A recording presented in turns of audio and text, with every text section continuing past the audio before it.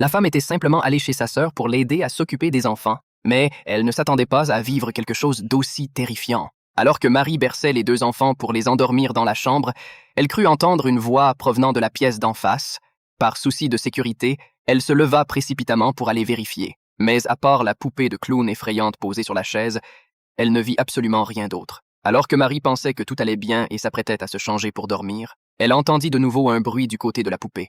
Marie tourna rapidement la tête. À ce moment-là, un énorme coup de tonnerre la fit sursauter. Mais heureusement, elle ne vit rien de réellement effrayant. Marie poussa enfin un soupir de soulagement. Elle se dit qu'elle allait enfin pouvoir dormir tranquille. Mais à peine avait-elle tourné la tête que la télévision derrière elle s'alluma toute seule. Et ce qui était encore plus inquiétant, c'est que la télécommande se trouvait désormais dans les mains de la poupée clown. Marie ne se souvenait plus si la télécommande était là dès le début ou si elle s'était trompée. Mais quoi qu'il en soit, elle était certaine que quelque chose clochait dans cette maison. Alors elle se précipita pour appeler sa sœur et lui raconta ce qui venait de se passer, mais à sa grande surprise, sa sœur lui répondit qu'il n'y avait que quelques poupées dans la chambre et pas de grandes poupées clowns comme elle l'avait décrite. Ce qui rendait la situation encore plus étrange.